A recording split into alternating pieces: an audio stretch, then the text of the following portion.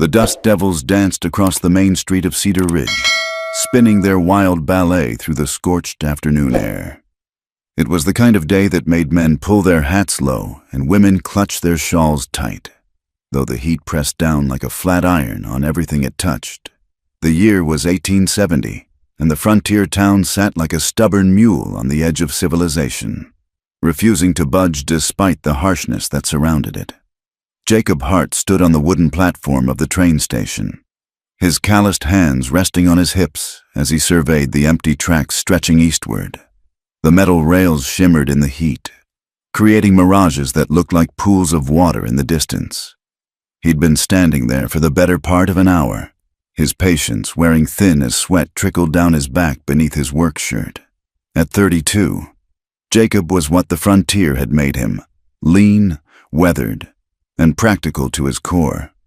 His face bore the marks of a man who'd seen too much sun and not enough mercy, with deep lines etched around gray eyes that had witnessed both beauty and brutality in equal measure. He owned a modest ranch 15 miles north of town, carved out of stubborn land that fought him for every blade of grass and drop of water. The decision to take a mail-order bride hadn't come easily. For 3 years now. Since Mary had died of the fever, he'd managed alone, but a ranch needed more than one pair of hands, and the loneliness had started to seep into his bones like winter cold. When old Samuel at the general store mentioned the matrimonial agency back east, Jacob had listened with the same practical consideration he gave to buying seed or selecting cattle. He'd been specific in his letter to the agency: send a plain, hard-working woman. He'd written in his careful script, one who understands the frontier life ain't easy, don't need beauty or fancy education, just someone steady who can handle the isolation and the work. He'd sealed that letter with wax and the certainty of a man who knew exactly what he needed, or thought he did. The train's whistle pierced the afternoon quiet, a lonely sound that echoed off the distant mesas. Black smoke appeared on the horizon, and Jacob straightened his shoulders, running a hand through his dark hair to smooth it down. He'd put on his best shirt, the blue one with only 2 patches, and had even trimmed his beard that morning. A man should look respectable when meeting his bride, even if the marriage was more business arrangement than romance. As the locomotive thundered into the station, bringing with it the smell of coal smoke and hot metal, Jacob felt his stomach tighten. He'd sent the money for her passage 2 months ago, along with a brief letter introducing himself. Her name was Eleanor Walsh, originally from Philadelphia. The agency had assured him she was a sensible woman of modest appearance and gentle temperament, eager for the honest work of frontier life. The train shuddered to a stop, steam hissing from its sides like an angry snake. Passengers began to disembark, a few traveling merchants, a family with 3 small children, an elderly couple moving slow as molasses. Jacob's eyes scanned each face, looking for a woman who matched his expectations. Plain dress, modest bonnet, perhaps carrying a worn carpet bag. Someone who would blend into the landscape of his life without causing ripples. Then he saw her.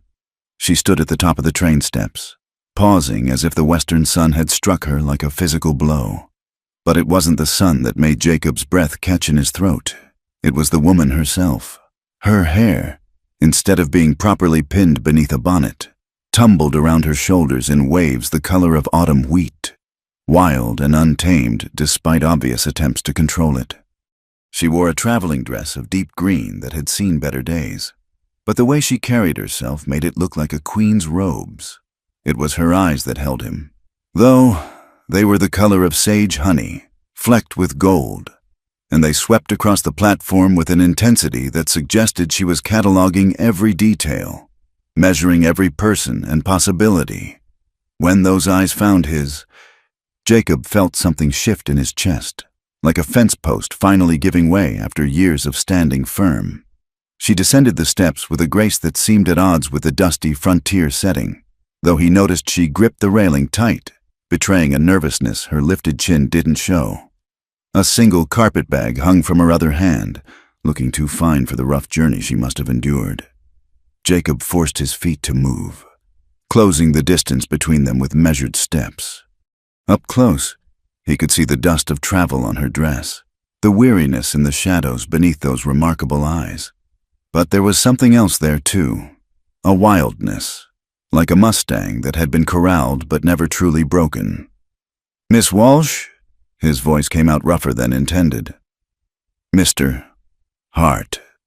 It wasn't a question. She studied him with those penetrating eyes, and he had the uncomfortable feeling she could see straight through to his soul. "I suppose you're disappointed." The directness of her words caught him off guard. "I'm sorry." A smile played at the corner of her mouth, though it didn't quite reach her eyes. "I read your letter to the agency. You requested someone plain. I'm afraid I'm a terrible disappointment in that regard." Jacob found himself without words. A rare occurrence. He'd expected meekness, deference, perhaps even gratitude. This woman, Eleanor, stood before him like she was doing him a favor by being there. Despite the dust on her dress and the obvious exhaustion in her posture, "I expected a plain frontier bride," he finally managed, the words tumbling out before he could stop them. But the rest of his thoughts, about rules and expectations and the careful life he'd built, dissolved under her steady gaze. "Yes, well," she said, hefting her carpetbag with a small grunt of effort. "I expected a great many things too. Mr. Hart, it seems we're both in for surprises." She glanced around the shabby town with its false front buildings and dirt streets. "Is it far to your ranch?" 15 miles, he answered automatically, still trying to reconcile the woman before him with the modest bride he'd imagined. "I brought the wagon." "Then perhaps we should go," Eleanor said, practical despite her appearance. "I've been on that train for 5 days, and I'd very much like to stop moving, even if it means starting a new kind of journey." There was something in the way she said it, journey, that made Jacob wonder what she was really running from.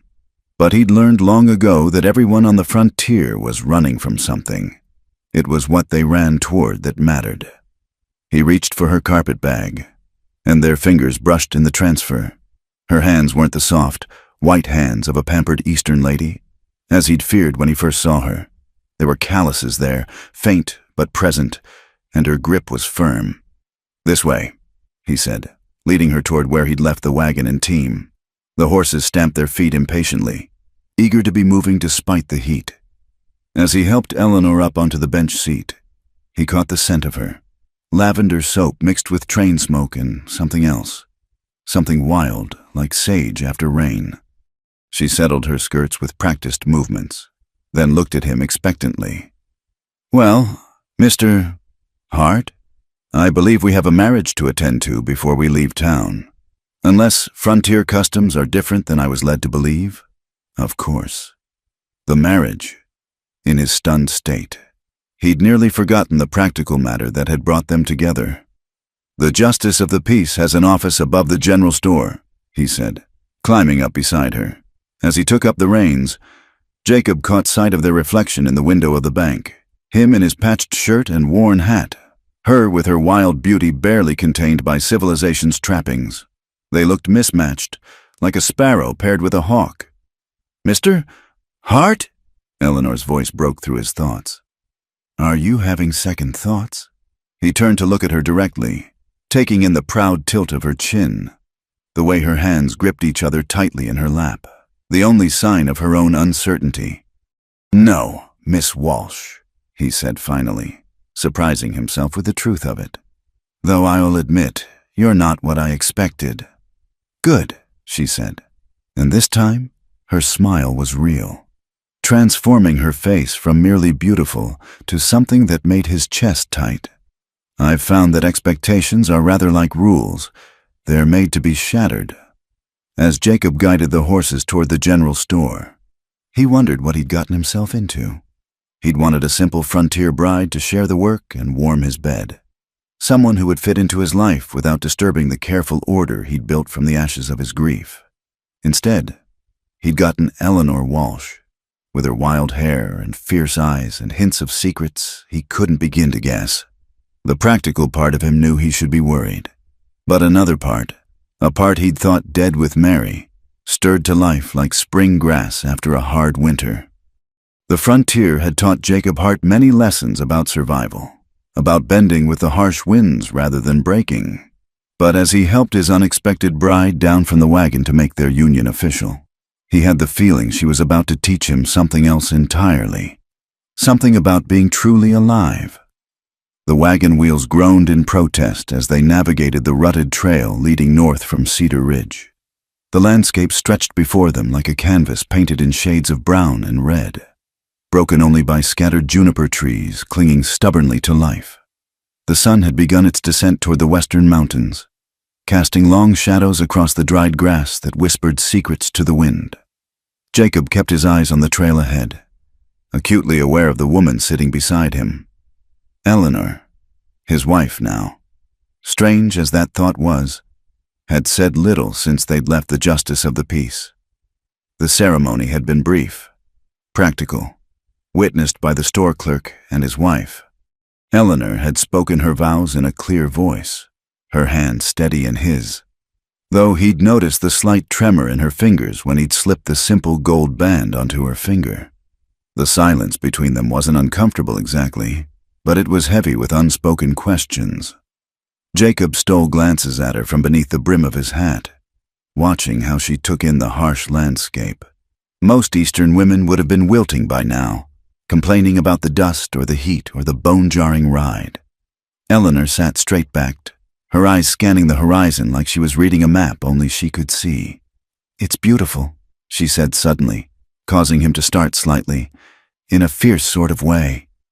Jacob followed her gaze to where a red-tailed hawk circled lazily above a distant mesa. "Most folks find it too harsh," he replied carefully. "Most folks prefer their beauty tamed," Eleanor said, a slight edge to her voice.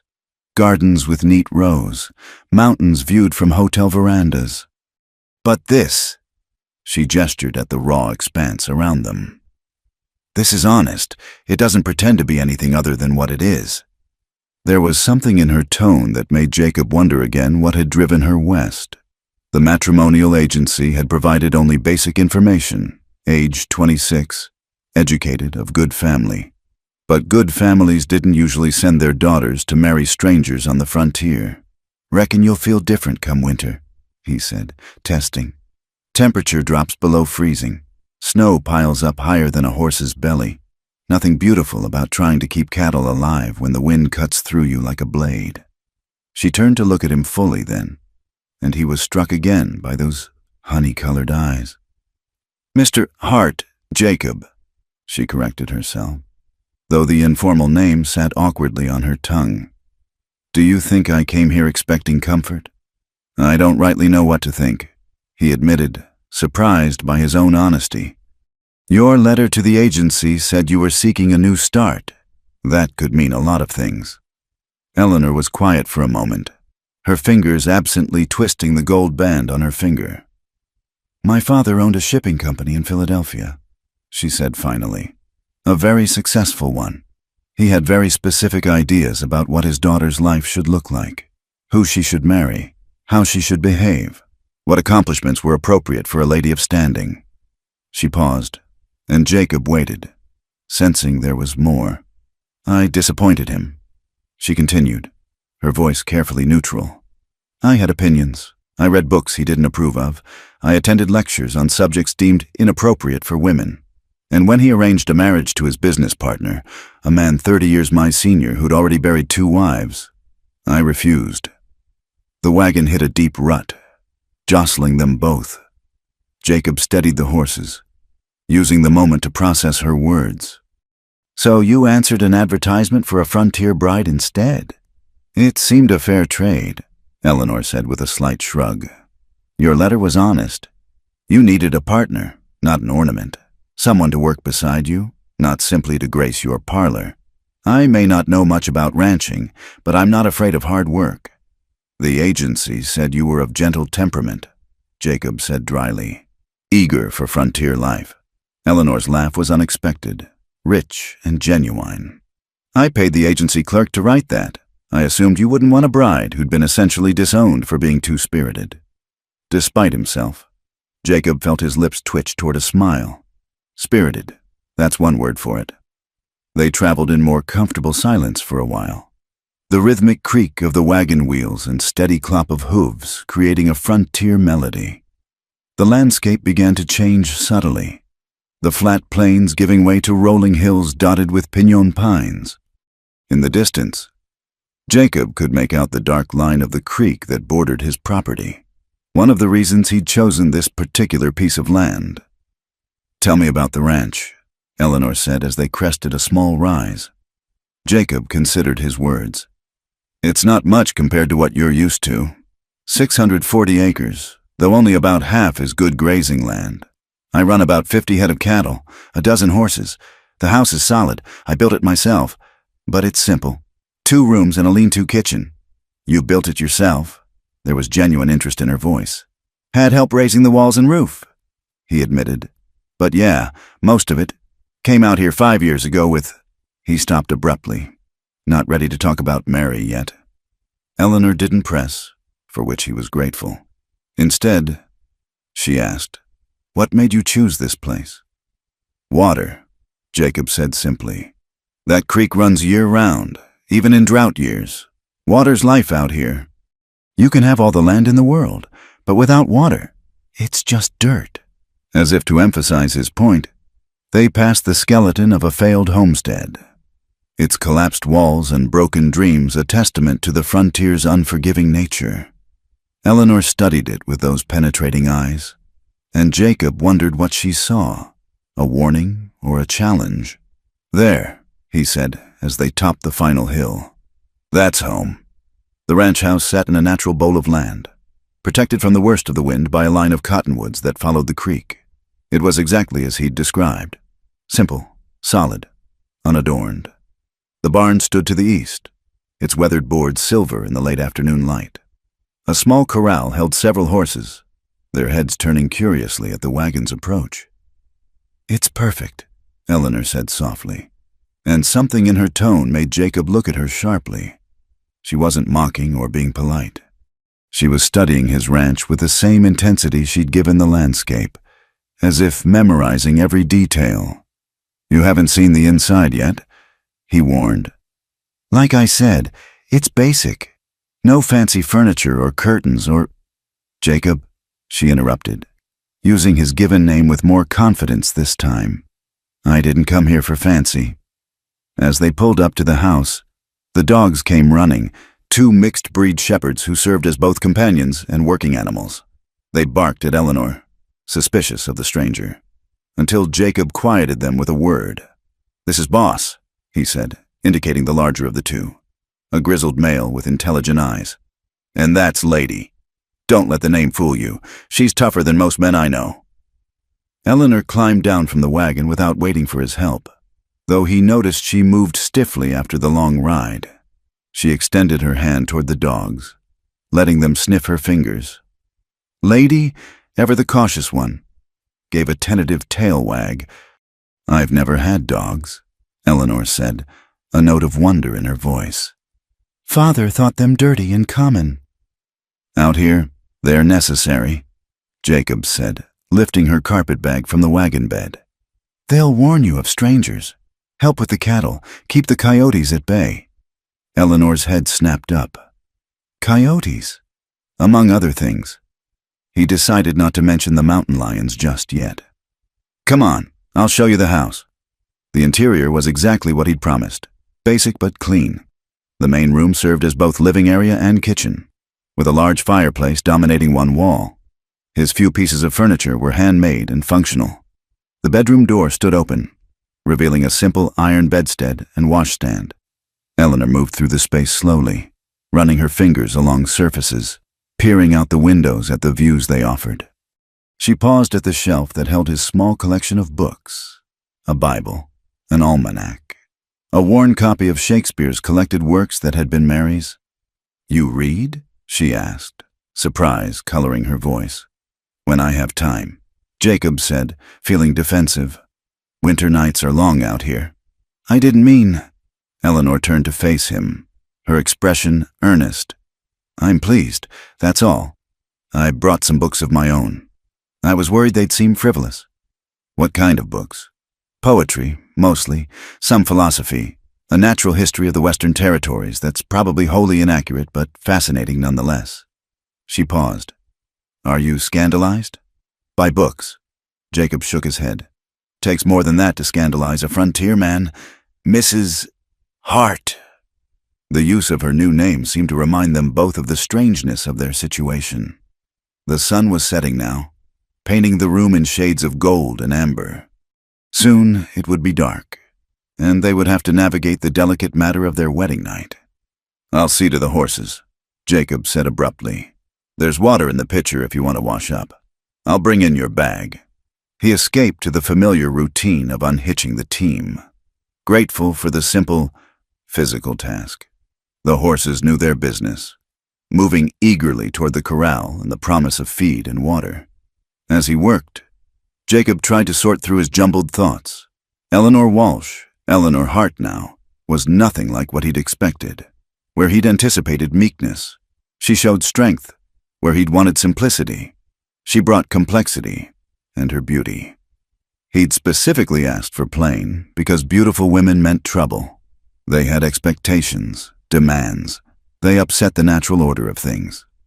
But as he glanced back at the house, seeing lamplight flicker to life in the window, Jacob had to admit that Eleanor didn't seem interested in using her beauty as a weapon.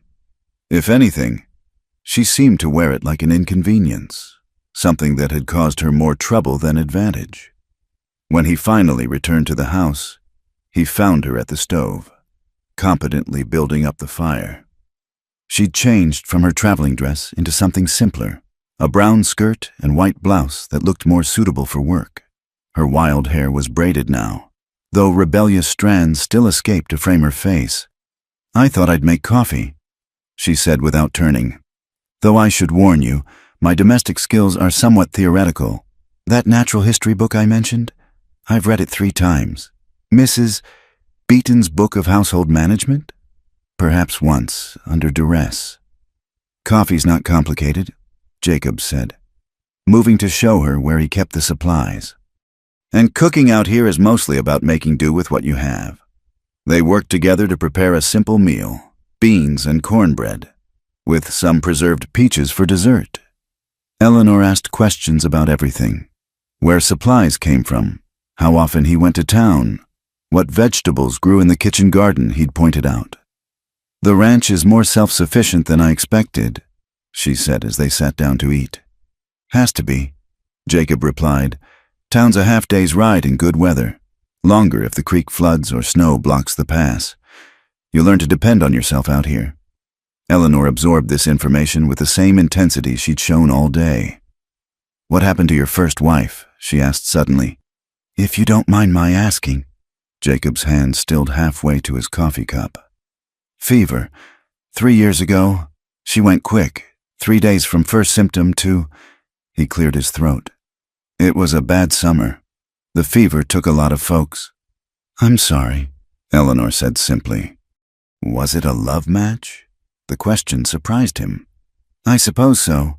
We grew up in the same town back in Missouri. Got married young, came west together. Mary was a good woman. Gentle, kind. Everything a wife should be. Unlike me, Eleanor said. But there was no self-pity in it. Just observation. Jacob studied her across the rough table. I don't know what you are yet, he said honestly. But I'm beginning to think that's not a bad thing. As darkness settled fully over the ranch, they cleaned up together, moving around each other in the small space with careful courtesy. The night sounds of the frontier began. Coyotes howling in the distance, an owl calling from the cottonwoods, the endless whisper of wind through grass. Finally, they could delay no longer. Eleanor stood by the bedroom door, her chin lifted in that characteristic gesture he was already beginning to recognize as defensive courage. I know my duties as a wife, she said quietly. I'm not some sheltered innocent, despite what my father preferred to believe. Jacob felt heat rise in his neck. This was not a conversation he'd prepared for. Eleanor, but I hope, she continued, her voice steady despite the color in her cheeks, that we might take time to know each other first, This marriage may have begun as a practical arrangement, but I'd like to think we could build something more, in time. The relief Jacob felt was mixed with something else. Respect, perhaps, or recognition. Here was someone else who understood that the best things took time to grow, like crops in difficult soil. Time we have plenty of, he said gently. You take the bedroom. I'll bunk out here for now. We'll figure things out as we go. The gratitude in her eyes was quickly masked, but he saw it. Thank you, Jacob, for understanding. As she retreated to the bedroom, Jacob settled into his makeshift bed by the fireplace. Through the thin walls, he could hear her moving about, the rustle of fabric, the splash of water in the basin. Such intimate sounds, reminding him that his carefully ordered life was forever changed. He thought about her words, that expectations were made to be shattered. Maybe she was right. Maybe the careful rules he'd built around his heart, the boundaries he'd drawn to keep pain at bay, weren't protection but prison bars. Outside, a coyote howled again, closer this time. Lady growled softly from her spot by the door. The frontier was teaching Eleanor its first lesson, that danger was always present, always waiting. But as Jacob drifted toward sleep, he wondered if the real danger hadn't already walked through his door, wearing a green dress and carrying a carpetbag full of philosophy books. A danger to the quiet, half-dead life he'd been living since Mary died. A beautiful, wild danger that might just save him, if it didn't destroy him first. The rooster's crow pierced the pre-dawn darkness, but Eleanor was already awake. She'd been lying in the narrow bed for the past hour, listening to the unfamiliar sounds of the ranch coming to life. The lowing of cattle, the nickering of horses, the creak of the windmill drawing water. Through the thin walls, she could hear Jacob moving about, the careful quiet of a man trying not to disturb. She rose and dressed quickly in the dim light filtering through the single window. The morning air was sharp with the promise of another hot day, carrying scents she was still learning to identify, sage, dust, and something wild she couldn't yet name. Her fingers fumbled with the buttons of her blouse, still clumsy from sleep and the strangeness of her new life. When she emerged from the bedroom, she found Jacob already gone, the door standing open to the morning. A pot of coffee sat warming on the stove, and beside it, a note in his careful hand. Gone to check the herd, back by breakfast. Eleanor poured herself a cup of the bitter brew and stepped onto the narrow porch.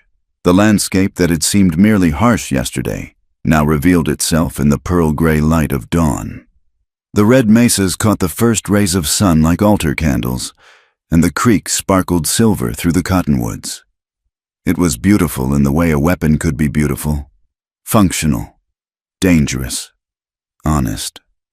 Boss and Lady emerged from wherever they'd spent the night, tails wagging cautiously. Eleanor extended her hand as she'd done yesterday, letting them reacquaint themselves with her scent. I suppose you know more about running this place than I do, she murmured to Lady, who tilted her head as if considering this truth. In the distance, she could see a figure on horseback, Jacob, moving among the cattle with an ease that spoke of long practice. Even from here, she could see the way he sat his horse, the economic grace of someone who'd learned that wasted motion meant wasted energy. Eleanor finished her coffee and surveyed her new domain. The kitchen garden Jacob had mentioned was a small patch of worked earth near the house, protected by a rough fence that had seen better days.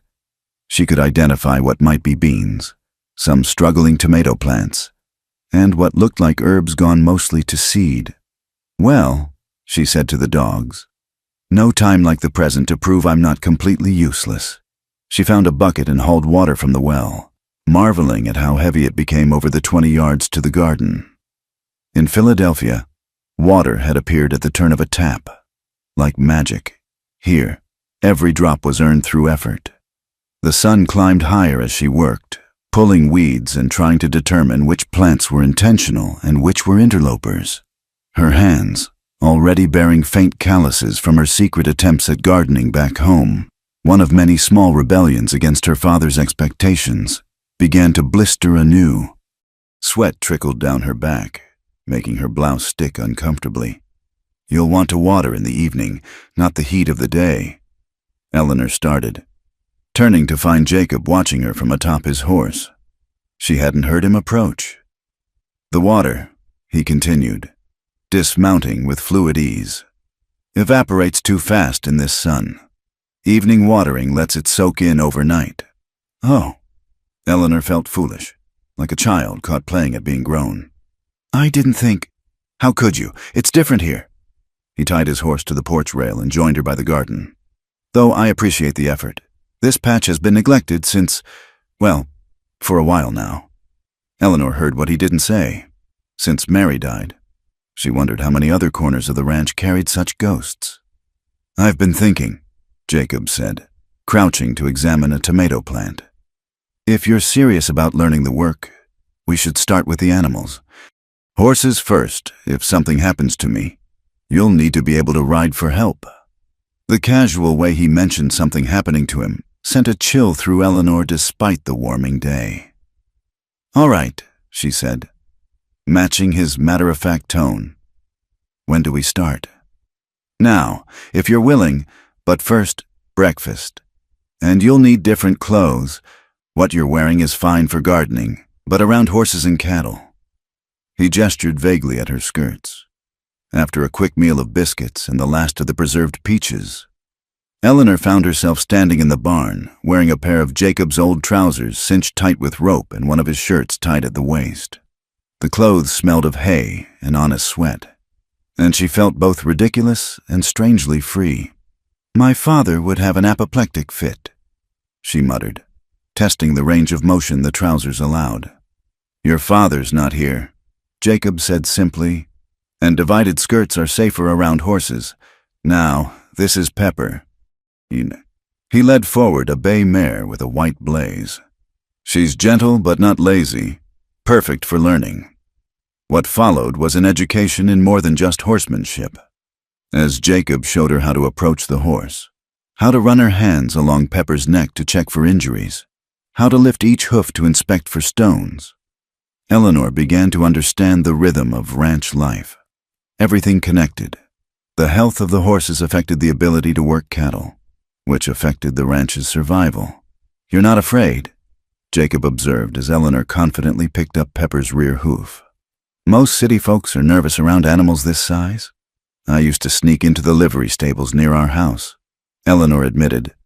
The stable boys taught me a little, though nothing this thorough. Father would have been furious if he'd known. Seems like your father had a lot of opinions about what you shouldn't do. He had a vision, Eleanor said, setting down Pepper's hoof carefully. A proper daughter who would marry well and increase the family's social standing. Instead, he got me. Jacob handed her a curry brush. His loss. The simple statement, delivered without fanfare, warmed Eleanor more than elaborate compliments might have. They worked in companionable silence, Jacob correcting her technique occasionally, but mostly letting her find her own way. By midday, Eleanor had learned to saddle and bridle Pepper. Though her arms ached from lifting the heavy saddle, Jacob had her lead the mare around the corral, teaching her to read the horse's body language, to anticipate reactions before they happened. You're a natural, he said as she successfully navigated Pepper around a series of obstacles he'd set up. Ready to try riding? Eleanor's heart jumped, but she nodded. With Jacob's steady presence beside her, she mounted, awkwardly at first, grateful for the trousers that made it possible. The ground seemed very far away. Breathe, Jacob said, his hand on Pepper's bridle. She can feel if you're tense. Horses are mirrors. They reflect what you're feeling. It took several circuits of the corral before Eleanor began to relax, to find the rhythm of the mare's walk. Jacob walked alongside at first, then stepped back, letting her control the horse alone. When she successfully guided Pepper through a figure-8 pattern, she couldn't suppress a laugh of pure delight. I did it. You did, Jacob agreed, and she was surprised to see him actually smiling, not just the slight twitch of lips she'd noticed before, but a real smile that transformed his weathered features. Tomorrow we'll try a trot. As Eleanor dismounted, her legs shaky from the unfamiliar exercise, A cloud of dust on the southern horizon caught their attention. Jacob's expression immediately sharpened, his hand moving instinctively toward the rifle, always within reach. Riders coming. 3, maybe 4. He studied the dust with experienced eyes. Get to the house. But, Eleanor. His voice brooked no argument. We don't know who they are. Get to the house. Bolt the door. And don't come out unless I call for you. Eleanor wanted to protest. She hadn't come west to hide behind doors. But the tension in Jacob's body told her this wasn't the time for debate. She walked quickly to the house, Lady following unbidden, and did as instructed. Through the window, she watched Jacob check his rifle, then stand waiting in the yard, deceptively casual. The riders materialized from the dust. 4 men, hard-faced and trail-worn. Eleanor didn't need frontier experience to recognize trouble when she saw it. These weren't neighbors paying a social call. Hart, the lead rider called, reining up just outside what seemed to be an invisible boundary. Heard you got yourself a new woman. News travels, Jacob replied, his voice carrying clearly to the house. What brings you to my land? Dalton? Dalton, a name Eleanor filed away. He was a big man, thick through the shoulders, with mean eyes that swept the ranch with proprietary interest. Just being neighborly, Dalton said with a smile that didn't reach those cold eyes. Thought we'd welcome your bride proper-like. She's not receiving visitors today. That's unfriendly. Hart, we rode all this way. Then you can ride all the way back.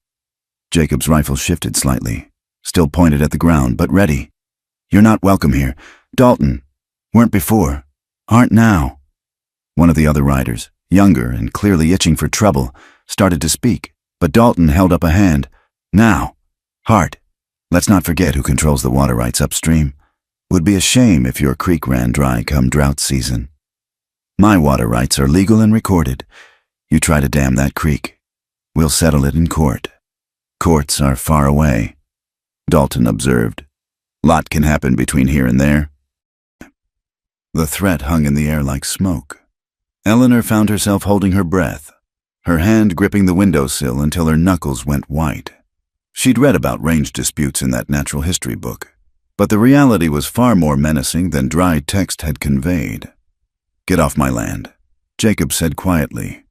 Don't come back. For a long moment, nobody moved.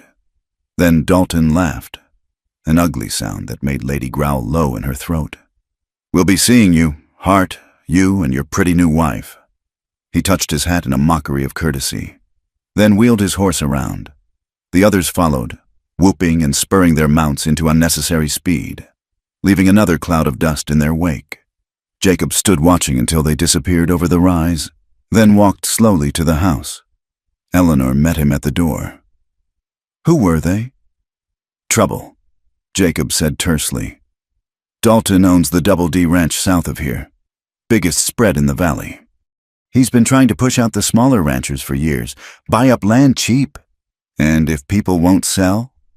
Jacob's expression was grim. Accidents happen, creeks get dammed, cattle disappear, barns catch fire. Eleanor felt a chill despite the heat. The sheriff? The sheriff's in town, a half-day's ride away. By the time he gets here, evidence has a way of disappearing. Jacob set his rifle back in its place by the door. This is what I meant yesterday. The frontier's not just harsh weather and hard work. There are men like Dalton who think might makes right. You stood up to him. Had to show weakness to men like that. They'll take everything. He looked at her then, really looked at her.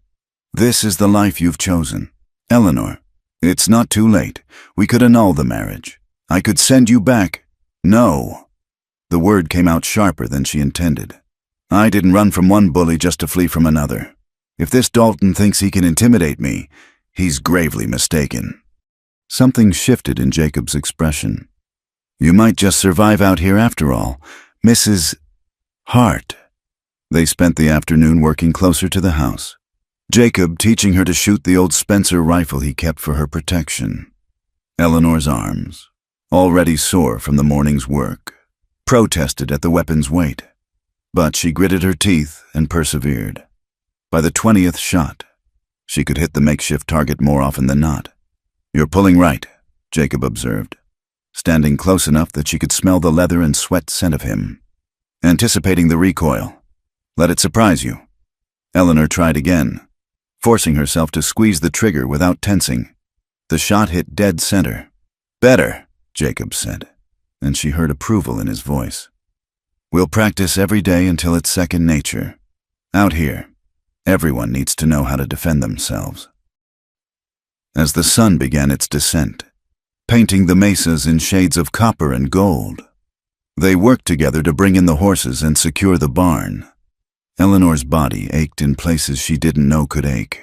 Her hands were blistered despite the gloves Jacob had found for her, and her fine skin was already showing signs of sun exposure. She'd never felt more alive. At dinner, a simple stew Jacob had started that morning, Eleanor found herself ravenous in a way she'd never experienced in Philadelphia's polite society. They ate in comfortable silence, the day's shared work having built a bridge between them that words might not have managed. "I should check on the cattle at the far pasture tomorrow," Jacob said as they cleaned up. "It's a full day's ride. I could put it off." "No," Eleanor interrupted. "Don't change your routine for me. I'll be fine." Jacob studied her, and she could see him weighing his responsibilities against leaving her alone so soon. "You remember what I taught you about the rifle?" "Yes, and if Dalton or his men come back, I bar the door and don't let them in. If they persist, I fire a warning shot. If they still persist—" She met his eyes steadily. "I aim center mass and squeeze. Don't pull." A ghost of that rare smile touched his lips. "You might just do." Eleanor Hart. Later, as Eleanor prepared for bed, she caught sight of herself in the small mirror above the washstand. Her hair had escaped its braid entirely, forming a wild halo around her sun-touched face. Her white blouse was stained with sweat and dirt. There was a smudge of something, grease from the rifle, perhaps on her cheek. She looked nothing like the properly raised Philadelphia belle she'd been just a week ago. That woman would have been appalled by her appearance, by the ache in her muscles, by the casual way she'd discussed shooting a man over dinner. But as Eleanor studied her reflection, she found herself smiling.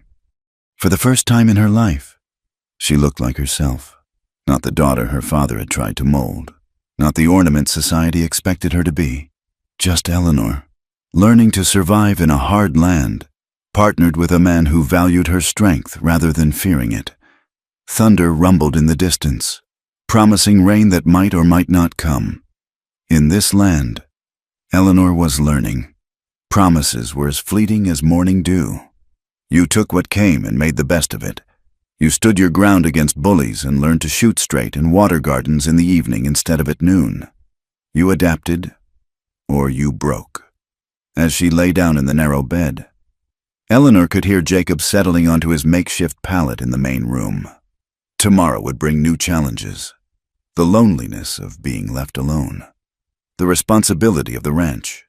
The constant threat Dalton represented. But tonight, with the rifle within reach and the dogs on guard, she felt something she hadn't expected to find on the frontier. She felt like she was home. The weeks had folded into each other like pages in a book, each one inscribing new calluses on Eleanor's hands and new knowledge in her mind.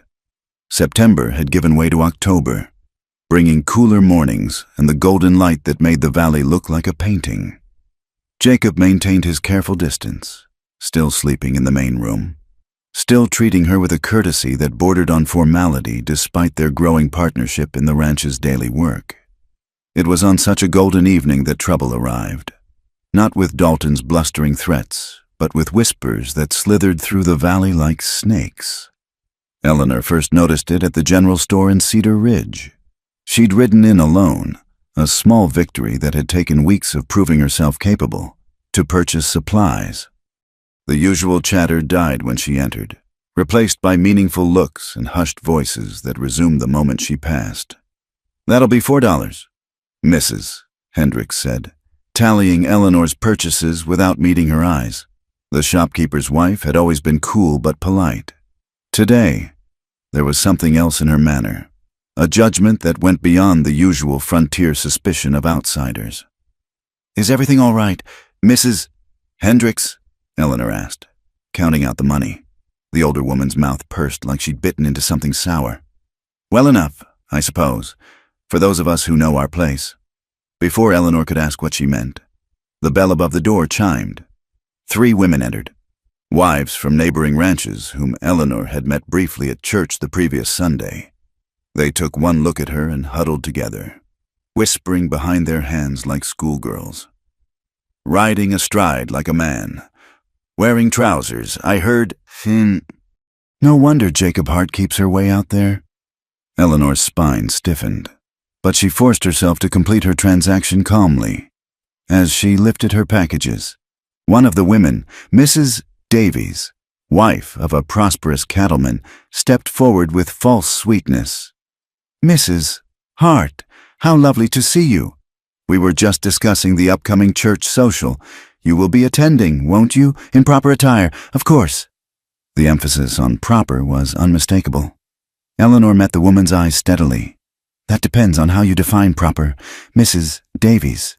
If you mean clothing suitable for the life I lead, then yes, I'll be properly attired. My dear, Mrs. Davies's voice dripped condescension. Surely you understand that certain standards must be maintained, even on the frontier. Why, what must poor Mr. Hart think, having a wife who, well..." She gestured vaguely at Eleanor's split skirt and practical boots. "I imagine he thinks he has a wife who can help run his ranch," Eleanor replied evenly. "Which is exactly what he advertised for." "Is it?" Another woman, younger and clearly eager to curry favor with Mrs. Davies, tittered behind her glove. "We heard he advertised for a plain, modest bride, someone who understood frontier proprieties." The words hung in the air like an accusation. Eleanor understood now. Her beauty, which she'd never asked for or wanted, combined with her refusal to play the demure frontier wife, had marked her as a threat. These women saw her as something dangerous, a disruption to their carefully ordered world. "Ladies," Eleanor said with a smile that didn't reach her eyes, "I'm sure you have better things to do than concern yourselves with my marriage. Good day." She left with her head high, but she could feel their stares burning into her back, hear the whispers that erupted before the door even closed behind her. The ride home seemed longer than usual, her mind churning over the encounter. When she reached the ranch, she found Jacob in the barn, mending a harness. He looked up at her entrance, and his expression immediately sharpened. "What happened?" Eleanor set down her packages with more force than necessary. "Apparently, I'm causing a scandal." Jacob's hand stilled on the leather. "How so?" "I wear trousers. I ride astride. I work alongside you instead of sitting in the house doing needlepoint." The words tumbled out, fueled by frustration. "According to the ladies of Cedar Ridge, I'm a disruption to proper frontier society." To her surprise, Jacob's mouth quirked in what might have been amusement. "Is that all?" "All." Eleanor stared at him. "They practically accused me of being improper, unsuitable." Jacob set aside the harness and stood, brushing hay from his pants. "Eleanor, you need to understand something about small communities. They survive on conformity. Everyone knowing their role, playing their part. You," he gestured at her, "don't fit their mold." "I didn't come here to fit into a mold," Eleanor said hotly. "No," Jacob agreed quietly. "You came here to be free, but freedom has a price on the frontier, same as anywhere else." They stood facing each other in the barn's dim light, dust motes dancing between them. Eleanor felt something shift in the air, a tension that had been building for weeks. "Do you regret it?" she asked suddenly. "Taking me as your wife? I know I'm not what you wanted. Don't!" The word came out rough. Jacob took a step closer, then seemed to catch himself. "Don't put words in my mouth, Eleanor." "Then tell me," she challenged, her heart beating faster. "Tell me what you think when you look at me." For a long moment, Jacob was silent. When he finally spoke, his voice was low, careful. "I think you're the strongest woman I've ever met, I think you work harder than any 2 men I could hire. I think—" He stopped, jaw clenching. What? Eleanor moved closer, drawn by something she couldn't name. What else do you think?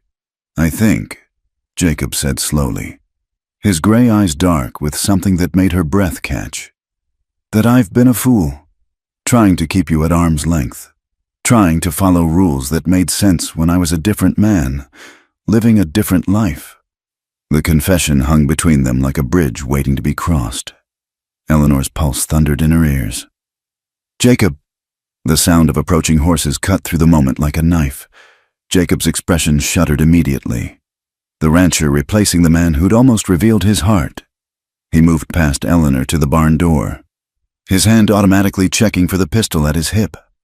Stay here, he ordered, but Eleanor was already beside him, peering into the gathering dusk. 3 riders approached. Not Dalton's men, she realized with relief, but neighbors from the north. Tom Morrison and his sons, their faces grim beneath their wide-brimmed hats. Jacob, Tom called, dismounting heavily. He was a solid man in his 50s, one of the few neighbors who'd been genuinely welcoming to Eleanor. We got trouble. What kind of trouble? Rustlers hit the Baxter place last night, took 30 head, killed young Jim when he tried to stop them. Eleanor heard Jacob's sharp intake of breath. Jim Baxter was barely 17. She knew, a boy trying to fill his dead father's boots. Dalton? Jacob asked. Tom shrugged. No proof, as always, but the tracks led toward Double D land before disappearing at the river. He glanced at Eleanor, touching his hat politely. Ma'am, sorry to bring bad news. We're organizing a watch. Tom's elder son, William, added. Taking turns patrolling the valley. Pa thought you should know, being out here alone and all. We're not alone, Eleanor said firmly.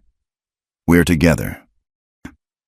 The men exchanged glances, and Eleanor saw a familiar skepticism in their eyes.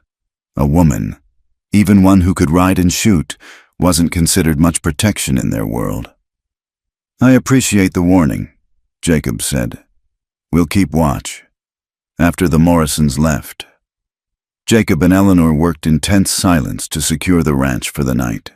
They brought the horses into the barn, checked the cattle in the near pasture, ensured all the gates were barred. As darkness fell complete, they found themselves in the main room of the house, the firelight casting dancing shadows on the walls. They'll come for our cattle next, Eleanor said. It wasn't a question. Probably. Jacob checked his rifle for the 3rd time. Dalton's getting bolder. Killing that boy. He shook his head. There'll be blood over this before it's done. Eleanor moved to stand beside him at the window, looking out at the darkness that could hide any number of threats. I won't be frightened off, if that's what you're thinking. I wasn't. He turned to look at her, and in the firelight, she could see the worry etched in the lines of his face. But I won't pretend this isn't dangerous. You could go back. No. The word came out fierce. This is my home now. Our home. I won't abandon it because some bully with a big ranch thinks he can take whatever he wants. Something flickered in Jacob's eyes. Pride, perhaps, or recognition. You sound like Mary, he said softly. She had that same fierce streak, though she hid it better. It was the first time he'd voluntarily spoken of his first wife beyond the bare facts. Eleanor waited, sensing there was more. She would have liked you, Jacob continued, his voice thoughtful. Oh, she would have been scandalized by the trousers at first, but she would have understood why. She was gentle, like I said, but not weak, never weak. You loved her very much. I did. Jacob's admission was simple, without defensiveness. We built a life together. When she died, I thought... He paused, choosing his words. I thought that part of me died too. The part that could feel anything beyond the work, the survival. Eleanor's heart ached for him, for the pain carved into every line of his body. Without thinking, she reached out, placing her hand over his where it rested on the rifle stock. He went very still. But lately, he continued, his voice barely above a whisper, I find myself feeling things I thought were buried with her. Things that scare me more than rustlers or drought or anything else this land can throw at us. Jacob. His name was all she could manage, her throat tight with emotion. He turned his hand palm up, interlacing their fingers. His hands were rough from work, scarred from countless small injuries, but infinitely gentle. "Those women in town are right about one thing," he said. "You are a disruption. You've disrupted everything I thought I knew about myself, about what I wanted. Is that a bad thing?" Instead of answering with words, Jacob lifted their joined hands and pressed his lips to her knuckles, a gesture so tender it made her chest tight. "No," he said against her skin. "It's terrifying, but it's not bad." They stood there for a long moment, hands clasped, hearts speaking a language their mouths couldn't quite manage yet.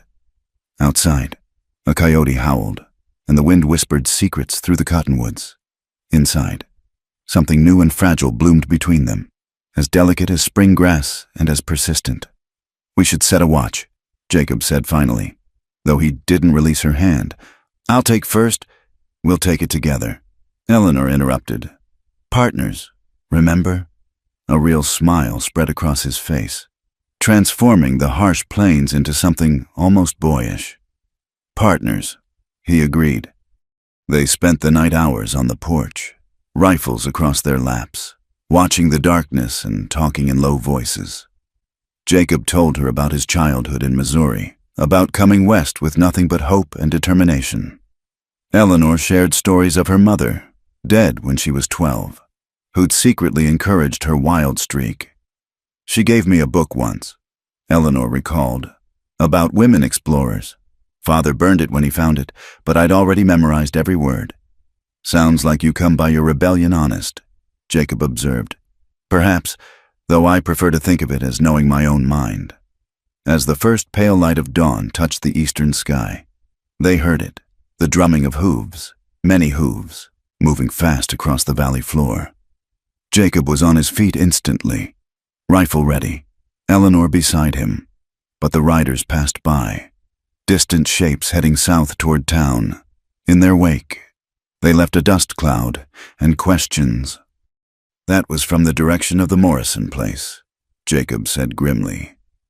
They didn't have long to wait for answers. Tom Morrison himself arrived an hour later, his face haggard with exhaustion and grief. "They hit us in the night," he said without preamble. "Killed William when he tried to stop them. Got away with 50 head. Eleanor gasped. William, who'd stood in this very yard just yesterday, young and strong and full of life. "This has to stop," Jacob said, his voice hard as iron. "Agreed." Tom's weathered face was set in granite lines. "We're calling a meeting, tonight at the church, every rancher in the valley. It's time we stood together against Dalton. Proof or no proof." After Tom left, Jacob turned to Eleanor. "This changes things. If we stand against Dalton openly, then we stand against him," Eleanor finished. Together, Jacob studied her for a long moment, then nodded slowly. "Together," he echoed. "God help us all." As the sun climbed higher, painting the mesas in shades of gold and crimson, Eleanor felt the weight of the choice they were making. The frontier had tested her in ways she'd never imagined, stripping away the soft edges of her old life. But it had also given her something she'd never had, a partner who saw her strength as an asset, not a threat. Standing beside Jacob, looking out at the land they would fight to protect, Eleanor understood that the greatest dangers weren't always rustlers or drought or the harsh judgment of town gossips. Sometimes the greatest danger was in the human heart, in the risk of opening yourself to another person, of building something worth losing. But as Jacob's hand found hers again, strong and steady and sure, Eleanor knew it was a risk worth taking. The frontier had taught her many lessons, but perhaps the most important was this: that love, like the land itself, demanded everything you had to give, and she was ready to give it all. The church meeting had galvanized the Valley Ranchers into action. For 3 days now, they'd maintained patrols along the property lines, watching for any sign of rustlers. Jacob had taken his turns, leaving Eleanor to manage the ranch alone, a responsibility she'd embraced with fierce determination. Even as worry gnawed at her during his absences, it was during one such patrol that disaster struck. Eleanor was in the barn, tending to Pepper's stone-bruised hoof, when she heard it, the thunder of approaching cattle. Too many and moving too fast. She dropped the hoof-pick and ran to the barn door, her heart sinking at what she saw. A dust cloud was rolling across the southern pasture, and within it, she could make out riders, 4, maybe 5, driving a portion of their herd at breakneck speed toward the canyon that cut through Double D land. Rustlers. In broad daylight, Eleanor didn't think. She grabbed the Spencer rifle from its place by the door and ran for Jacob's horse. Samson, already saddled in the corral for emergencies. The big gelding snorted as she swung aboard, sensing her urgency. "Boss! Lady!" she called, and the dogs came running. "Guard the house!" Then she was spurring Samson into a gallop, the rifle clutched in one hand, reins in the other. The rational part of her mind screamed that this was foolish, that she should ride for help instead. But help was miles away, and every moment meant more of their cattle, their livelihood, disappearing. The rustlers had a head start, but they were slowed by driving the cattle. Eleanor pushed Samson harder, grateful for the hours Jacob had spent teaching her to ride. The big horse's stride ate up the ground, his powerful muscles bunching and releasing beneath her. As she drew closer, she could make out details. 5 men, bandanas covering their faces, expertly herding about 30 head of cattle. One rider lagged behind, watching their back trail. He spotted her first, shouting a warning to the others. Eleanor raised the rifle, fighting to steady it against Samson's motion. She fired, not aiming to kill, but to warn. The shot cracked across the valley like a whip. The rustler's response was immediate and violent. 2 riders peeled off from the herd, turning back toward her.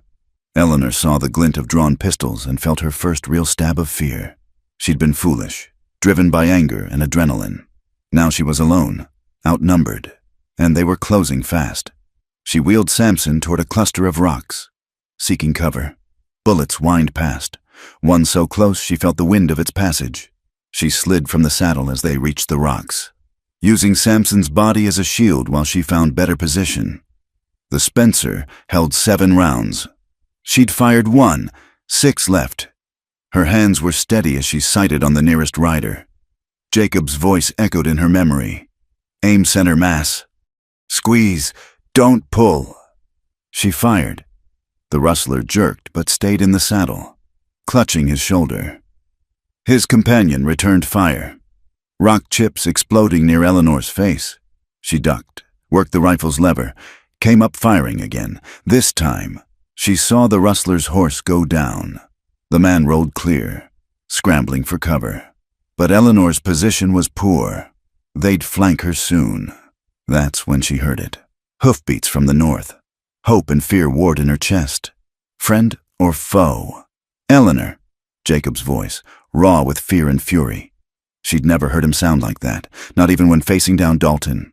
He came over the rise like an avenging angel. Tom Morrison and 2 other ranchers with him, the rustlers, caught between Eleanor's position and the arriving riders, made a desperate choice.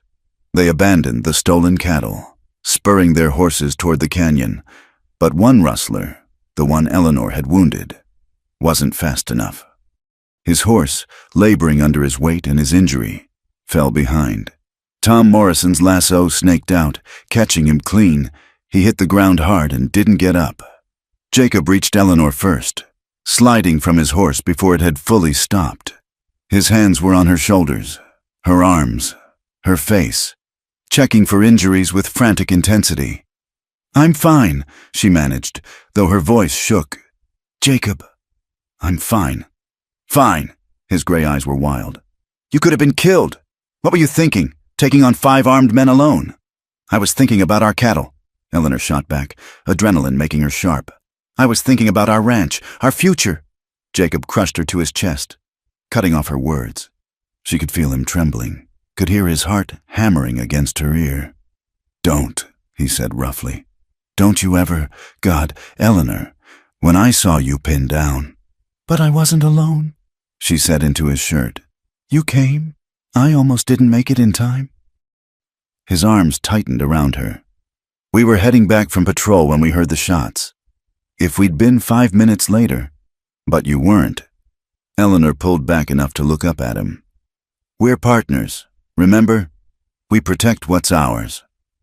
Tom Morrison cleared his throat, reminding them they had an audience. Hate to interrupt, but we got ourselves a prisoner to deal with, and I reckon it's time we had that proof we've been needing. The captured rustler, blood seeping through his shirt from Eleanor's bullet, turned out to be Chuck Garrett, one of Dalton's longtime hands. Faced with the prospect of hanging for cattle theft and the attempted murder of a woman, he broke like a dam. It was all Dalton, he gasped out. Tom Morrison's boot on his chest and 4 rifles pointed at his head. He's been organizing the raids, using that box canyon on his property to hide the stolen cattle until he can rebrand them. Will you testify to that in court? Jacob demanded. Garrett's laugh was bitter.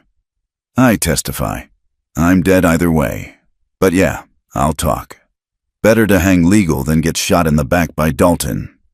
They tied Garrett across his saddle and headed for town, the recovered cattle trailing behind.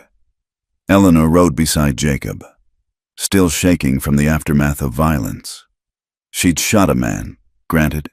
She'd aimed to wound, not kill, but the reality of it sat heavy in her stomach. You did what you had to, Jacob said quietly, reading her mood. You protected what was ours. No shame in that. I know, and she did know, intellectually, but knowing and feeling were different things. It's just, in Philadelphia, the most dangerous thing I ever did was attend a suffragette meeting in secret. This isn't Philadelphia. His voice was gentle but firm. Out here, sometimes violence is the only language men like Dalton understand. The ride to Cedar Ridge took on the quality of a parade as other ranchers joined them, words spreading like wildfire about the captured rustler and his confession. By the time they reached the sheriff's office, half the town had gathered. Sheriff Watson, a tired-looking man in his 60s who'd been content to look the other way for too long, suddenly found his spine when faced with an angry mob of ranchers and a bleeding prisoner willing to confess. I'll need statements from everyone, he said, trying to assert authority. And someone should ride to the county seat. Get the circuit judge. Already sent a rider. Tom Morrison interrupted. Judge will be here tomorrow. Question is, Sheriff, what are you going to do about Dalton? The sheriff's face was a study in discomfort. Now, Tom, we can't just go arresting Mr. Dalton on the word of his own hired hand? Jacob stepped forward, and Eleanor saw the other ranchers straighten, recognizing leadership. Sheriff, 2 boys are dead. Our cattle have been stolen. We have a witness. What more do you need? The crowd rumbled agreement. Sheriff Watson, perhaps recognizing which way the wind was blowing, nodded reluctantly. All right, I'll deputize some men. Ride out to the Double D. We'll all ride, Tom Morrison said flatly. Make sure nothing happens to our witness between now and tomorrow. And so it was that Eleanor found herself part of a 30-rider posse, heading for Dalton's ranch as the sun began its descent. She'd changed her torn and dusty dress for fresh clothes, but kept the rifle across her saddle. The Double D was everything Jacob's modest ranch wasn't, a sprawling complex of buildings, corrals full of horses, and pastures thick with cattle. Too many cattle, Eleanor realized, for the land Dalton legally owned. Dalton himself emerged from the main house as they approached, flanked by a dozen of his men. He was dressed like a cattle baron from a dime novel. Silver spurs, pearl-handled pistols, a vest that probably cost more than most families saw in a year. Sheriff Watson, he said smoothly, ignoring the armed ranchers. To what do I owe the pleasure? Frank Dalton, you're under arrest for cattle rustling and conspiracy to commit murder. The sheriff's voice shook slightly, but he got the words out. You'll come peaceful-like, or what? Dalton's smile was cold. You'll have 30 ranchers shoot it out with my boys? How many widows you want to make today, Sheriff? It was Jacob who spoke, his voice carrying clearly. "Look at your men. Dalton, look at them close. They're hired guns, loyal to your money. These ranchers, they're fighting for their homes, their families. You really want to test which motivation is stronger?" For a long moment, the tableau held two groups of armed men, fingers hovering near triggers, death hanging in the air like smoke.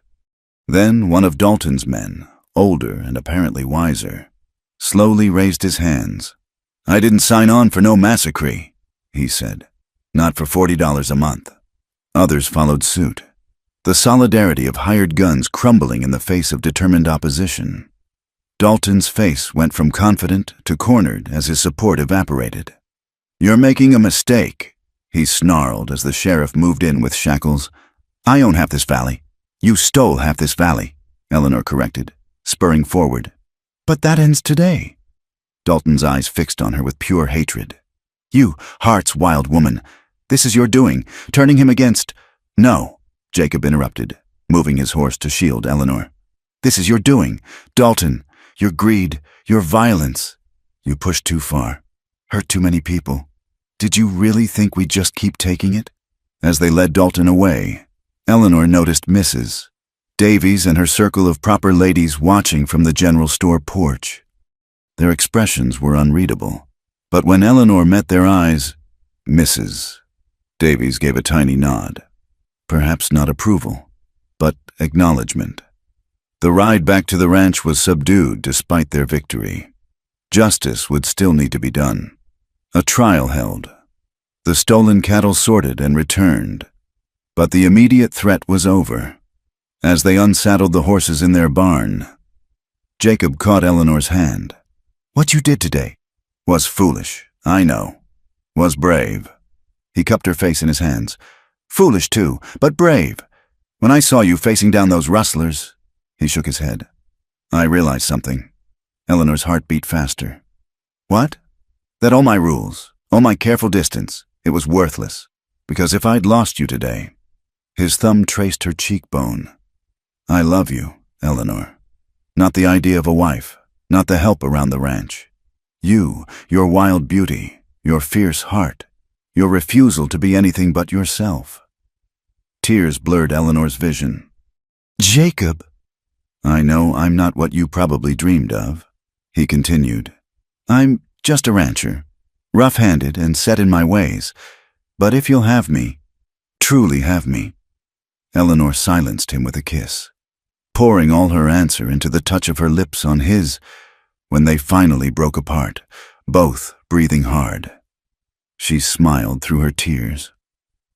"You beautiful, foolish man," she said. "I've been yours since the day you stood up to Dalton for me. Maybe since the moment you said I wasn't what you expected." "Thank God for that," Jacob murmured, pulling her close again. "Thank God you shattered every expectation."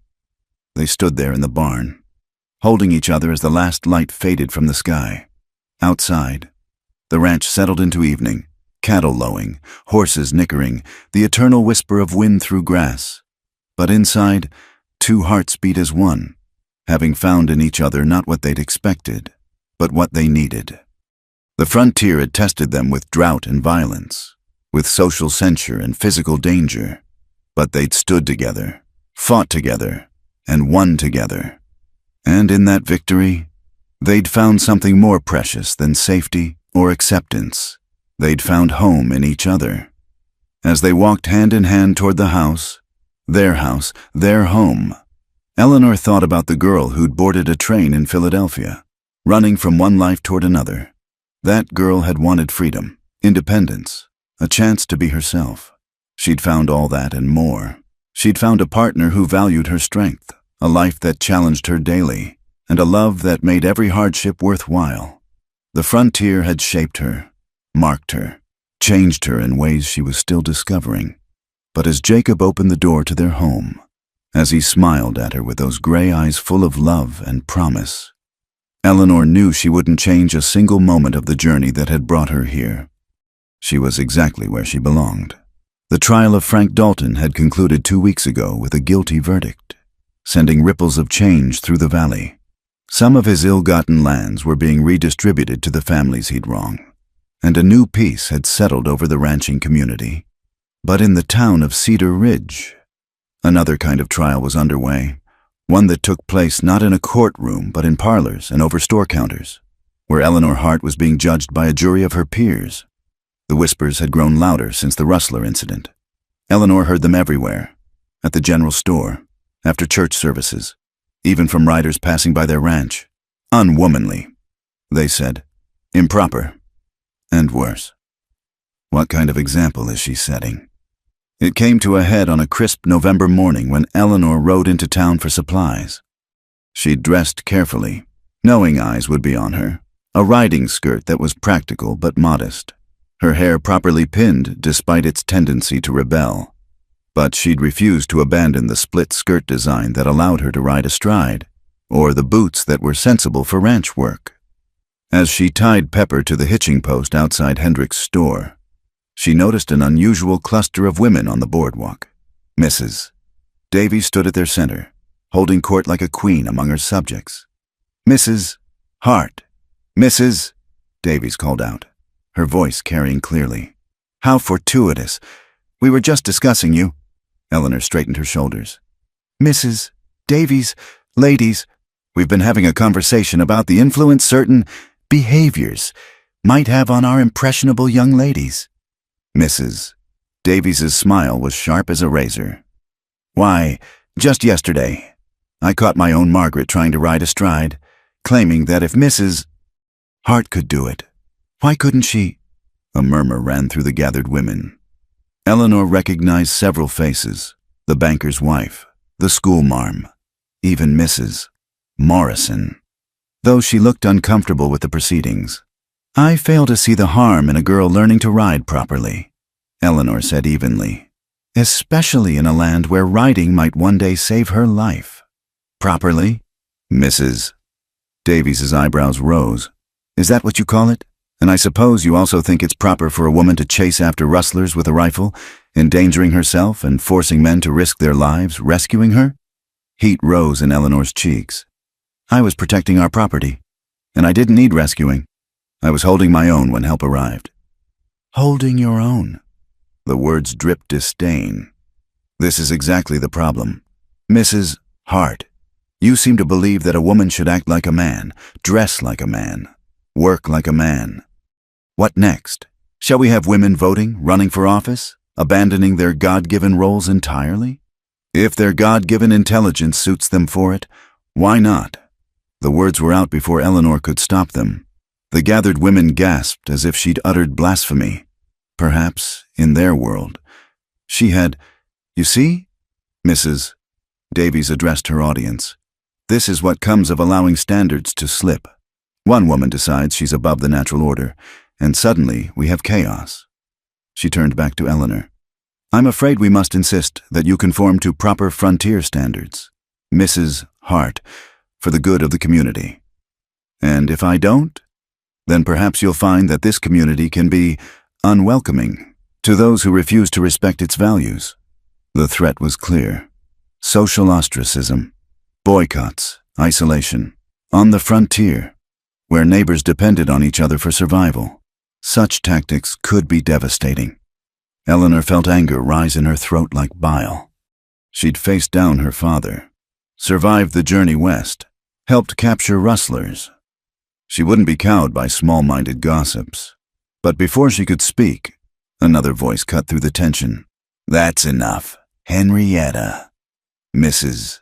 Morrison stepped forward, separating herself from the group. Tom Morrison's wife was a sturdy woman in her 50s, weathered by frontier life but still strong. She'd lost a son to Dalton's violence, and the grief had marked her, but hadn't broken her. Sarah. Mrs. Davies said coolly. Surely you don't approve of a woman defending her home? Of a wife working beside her husband to build something worthwhile? Mrs. Morrison's voice grew stronger. My William is dead because we didn't stand up to bullies soon enough. If Eleanor Hart had been a bit less proper and a bit more willing to fight, maybe my boy would still be alive. That's hardly... And you, Mrs. Morrison turned to face the other women. How many of you have ridden astride when necessity called? How many have taken up a rifle when your men were away? How many have done unwomanly things to keep your families fed and safe? Several women shifted uncomfortably. The banker's wife looked away.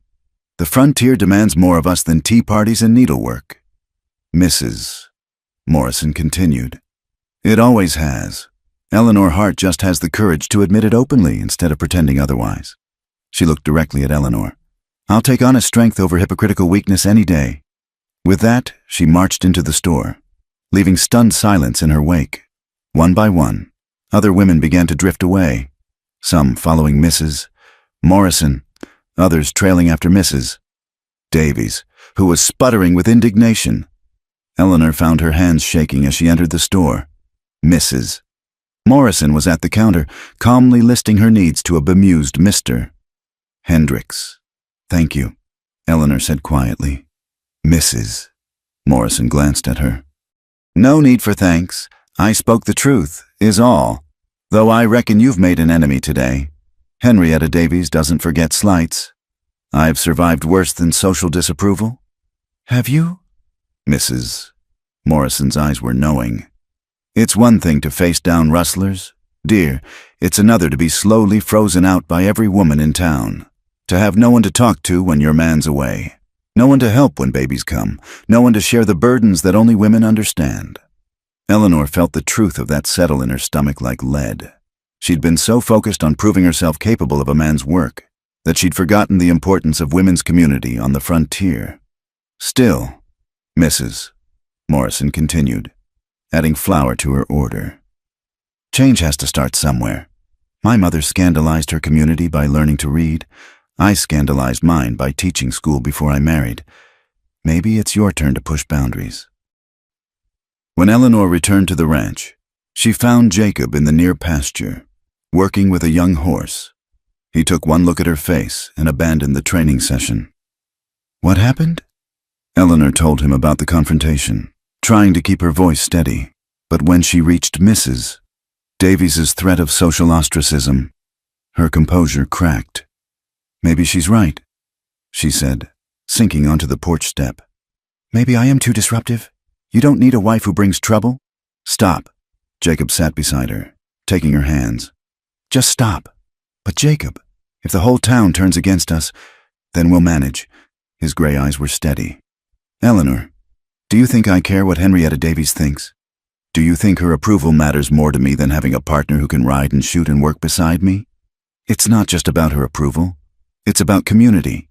Belonging. We have community. Jacob interrupted.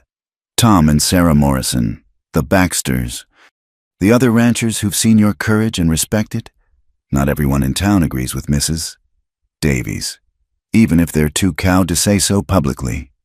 Eleanor wanted to believe him, but doubt gnawed at her. What if I'm wrong? What if the way I am really is harmful? Jacob turned her to face him fully. The way you are saved our cattle, the way you are helped bring Dalton to justice, the way you are. He paused, searching for words. Eleanor, before you came, I was existing, not living, following all the rules, maintaining all the standards, and dying inside bit by bit. You didn't just shatter my expectations, you brought me back to life. Jacob, I mean it. His hands cupped her face. Your wild beauty, your refusal to be less than you are, your courage. That's what tamed my soul. Not by making me weak, but by reminding me what it means to be truly alive. Don't let small-minded people make you doubt your worth. Eleanor felt tears slip down her cheeks. But what if... He silenced her with a kiss, deep and sure. When they parted, he rested his forehead against hers. No what-ifs. We face whatever comes together. That's what partners do. Over the following days, the effects of the confrontation became clear. Some women pointedly crossed the street to avoid Eleanor. The invitation to the church social gathering was conspicuously not extended. When she entered the general store, conversation stopped, but there were other reactions too. Young Margaret Davies appeared at their ranch one afternoon, ostensibly lost but clearly curious. Eleanor found her attempting to mount Pepper in the barn. I could teach you, Eleanor offered quietly, if your parents approved. Margaret's face fell. They won't, Mother says you're a bad influence. And what do you think? The girl, maybe 15, on the cusp of womanhood, bit her lip. I think you're brave. I think I want to be brave too. Eleanor chose her words carefully. Bravery isn't about defying your parents, Margaret, but it might mean having honest conversations with them about who you want to become. After Margaret left, Eleanor found 2 fresh-baked pies on their porch. No note, but she recognized Mrs. Baxter's distinctive crust, small gestures of support, delivered quietly. The test came a week later. One of their mares went into difficult labor in the middle of the night. Jacob was with a distant section of the herd, checking on water sources. Eleanor was alone, and the mare was in trouble. She needed help, experienced help. The nearest was Sarah Morrison, who delivered more foals than anyone in the valley, but asking meant potentially facing rejection, being turned away in her hour of need. Eleanor saddled Pepper and rode hard through the darkness. When she pounded on the Morrison door, it was Tom who answered, rifle in hand until he recognized her. Eleanor, what's wrong? Bella's foaling. She's in trouble. I need Sarah. Tom didn't hesitate. Sarah, get your kit. Sarah Morrison emerged already dressing, her graying hair in a hasty braid. How long has she been laboring? 3 hours. The foal's positioned wrong, I think. Then we'd best hurry. They rode back together, Sarah asking pointed questions about the mare's condition. In the barn, she took charge immediately, examining the struggling animal with expert hands. You're right, it's breech. We'll need to turn it. She looked at Eleanor. Ever done this before? No? Then tonight you learn. Wash your hands in that carbolic solution. This is going to be messy. For the next 2 hours, they worked together to save mare and foal. Sarah's steady instruction and Eleanor's determination made a good team. When the foal finally slid free, alive and breathing, both women were exhausted, blood-stained, and triumphant. There, Sarah said, watching the wobbly colt find his feet. Nothing quite like new life to put things in perspective. As they cleaned up, Sarah spoke quietly. You know Henrietta's organizing a formal petition, asking the church board to censure you, maybe even ban you from services. Eleanor's heart sank. I see. Do you? Sarah turned to face her. Because I don't think you understand how afraid she is. Henrietta Davies built her entire life on being the perfect frontier wife, following every rule, never stepping out of line. And here you come, breaking those rules and thriving. You're living proof that her sacrifices might have been unnecessary. I never meant to. I know. Sarah's smile was sad. Change is hard, Eleanor, for those enforcing the old ways and those blazing new ones. But that colt there, he's alive because you weren't too proud to ask for help, and I wasn't too prejudiced to give it. Maybe that's how we move forward, one necessary moment at a time. When Jacob returned at dawn, he found Eleanor and Sarah sharing coffee on the porch, watching the sunrise paint the mesas gold. Heard you had some excitement, he said, kissing Eleanor's temple. We saved the foal, Eleanor said. Together. Good neighbors do that, Sarah said, rising to leave. Help each other, regardless of whether they wear trousers or skirts. She paused at the porch steps. That church board meeting is Tuesday. Might be some of us will have things to say in your defense. Eleanor Hart might be more than Henrietta expects. After she left, Jacob pulled Eleanor close. You see, community isn't about fitting into someone else's mold. It's about people choosing to stand together despite their differences. Eleanor leaned into his warmth, watching the new colt explore the corral on unsteady legs. Change was indeed hard, she reflected. But like birth, sometimes it was necessary, painful, and ultimately beautiful. Do you think I should go? She asked. To the church meeting. Do you want to? Eleanor considered. Part of her wanted to hide, to avoid the confrontation, but a larger part, the part that had brought her west, that had faced down rustlers and won her husband's heart, refused to cower. "Yes," she said firmly. "I'll go, in my split skirt and practical boots. They can accept me as I am or not, but I won't pretend to be something I'm not." Jacob's arms tightened around her. "That's my wild beauty," he murmured. "Facing down the church board with the same courage you faced those rustlers." "Well," Eleanor said with a slight smile, "at least the church board is less likely to shoot at me." "Don't be too sure," Jacob said dryly. "Henrietta Davies might surprise you."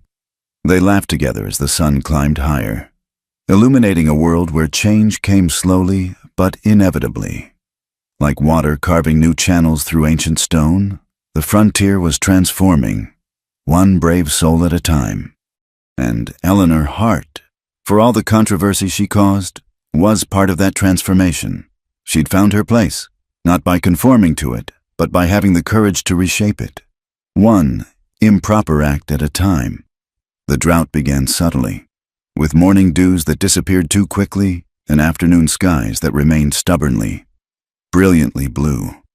By late November, what should have been the start of winter rains had become an extension of autumn's dry breath. The grass, usually storing strength for the cold months, crackled brown beneath their feet. Eleanor first noticed the change in the creek, where water usually ran clear and strong. The flow had diminished to a worried trickle. She stood at its edge one December morning, watching Jacob examine the water level with grim concentration. "It's dropped 2 feet in the last month," he said, not needing to explain the implications. Water was life on the frontier, even more than bullets or determination. "The winter rains will come," Eleanor said, though she heard the question in her own voice. "Maybe." Jacob's gray eyes scanned the cloudless horizon. "But if they don't, or if they're late..." He didn't finish. He didn't need to. By Christmas, a quiet affair marked more by worry than celebration, the situation had worsened. The creek that had convinced Jacob to choose this land ran so low that pools of stagnant water formed between exposed rocks. The cattle grew gaunt, ranging farther each day in search of grass that simply wasn't there. Other ranchers were suffering too. Tom Morrison rode over on a particularly harsh day, his usual hearty demeanor replaced by deep concern. "Lost 5 head yesterday," he reported. Accepting the cup of coffee Eleanor offered. "Just laid down and couldn't get up again." "How are you folks managing?" "Still holding on," Jacob replied. "But if we don't get rain soon..." Johnson's already given up, selling his herd for pennies on the dollar and heading back east. Tom's weathered face looked older than his years. "Can't say I blame him. Sarah keeps saying maybe we should consider it too." Eleanor felt something cold grip her heart. If established ranchers like the Morrisons were considering leaving, what hope did she and Jacob have? After Tom left, she found Jacob standing by the barn, staring at their diminished herd. Without speaking, she slipped her hand into his. His fingers tightened around hers, seeking and offering comfort. "We'll find a way," she said softly. "Will we?" For the first time since she'd known him, Jacob sounded defeated. "Eleanor, I can't ask you to." "You're not asking." Her voice was firm. "I'm choosing." "We're partners, remember? For better or worse." He turned to her then, and she saw the fear he'd been hiding, not for himself, but for her. "This isn't what I promised you. A failing ranch, dying cattle."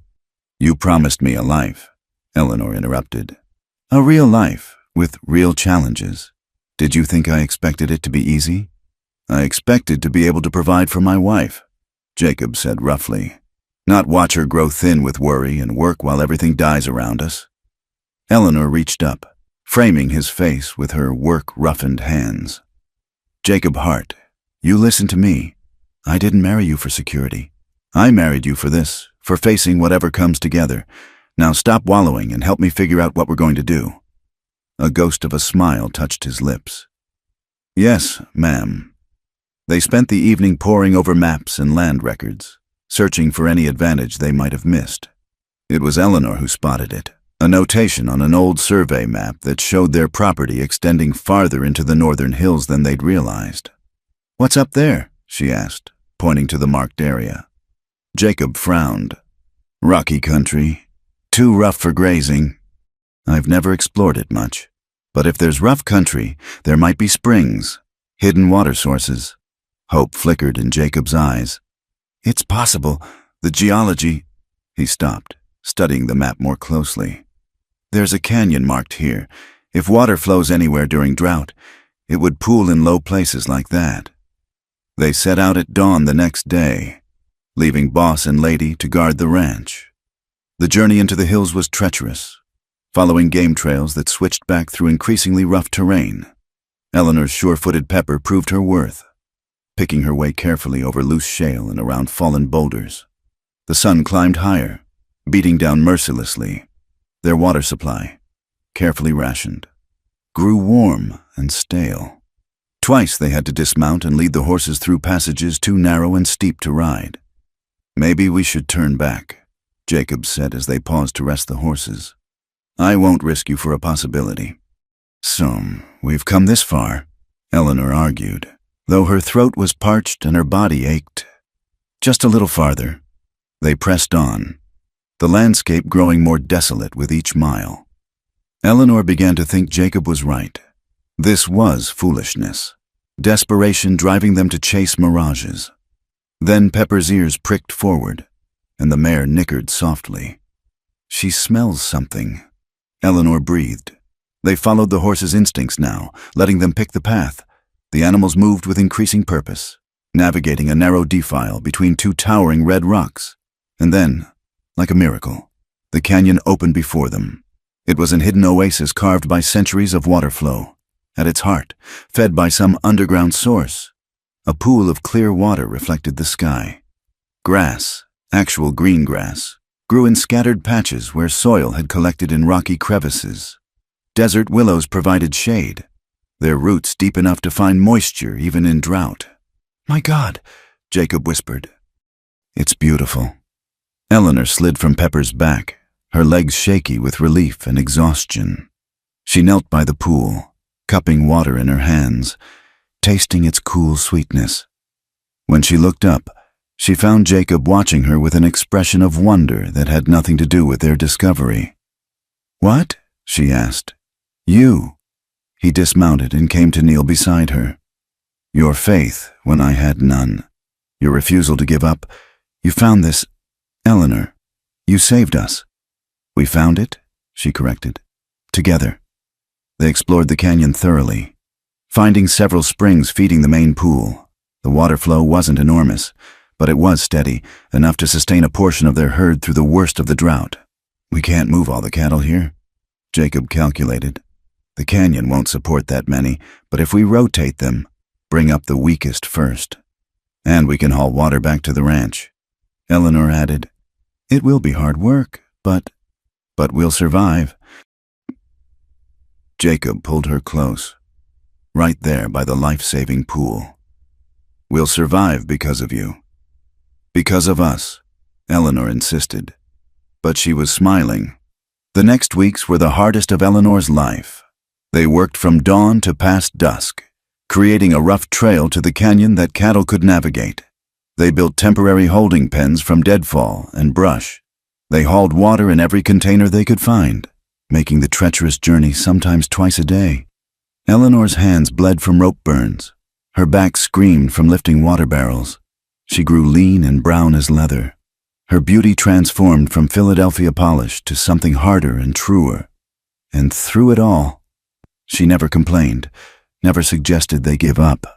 Word of their discovery spread carefully through the valley, shared only with trusted neighbors who were also struggling.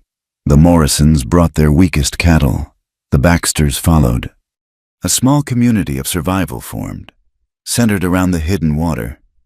Mrs. Davies and her social circle heard about it. Of course, they arrived one day while Eleanor was helping repair a holding pen, her split skirt tied up to keep it from the mud, her hair escaping its pins to curl wildly around her sweaty face. "Well," Mrs. Davies said, surveying the scene with obvious distaste. "I see standards have fallen even farther than I thought." Eleanor straightened, pushing hair from her eyes with a muddy hand. "Mrs. Davies, have you come to water cattle?" "Hardly." The woman's laugh was brittle. I came to see if the rumors were true, that Jacob Hart's wife was laboring like a rancher. Eleanor interrupted. Like someone fighting to save her home and help her neighbors, which is what I am. You're making a spectacle of yourself. Mrs. Davies's voice rose. What kind of example? She was cut off by the arrival of her own husband, his prize bull in tow. Mr.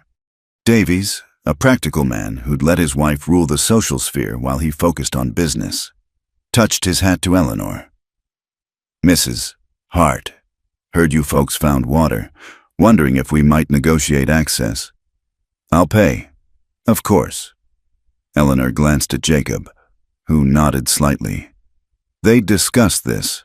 Survival trumped social feuds. No payment necessary. Eleanor said, neighbors help each other in hard times. Bring what cattle need water most. We'll work out a rotation. Mr. Davies's relief was visible. That's right generous of you, considering... He glanced at his wife, whose face had gone red. Considering what? Eleanor asked innocently. That your wife has made it her mission to ostracize me, that's her choice, Mr. Davies. But I won't let social grudges condemn innocent animals. You can't seriously mean to... Mrs. Davies began. Henrietta, her husband said quietly. These folks are offering to save our stock. Maybe it's time to reconsider some things. The look Mrs. Davies gave Eleanor could have scorched earth, but she said nothing more, standing rigid while her husband made arrangements for water access.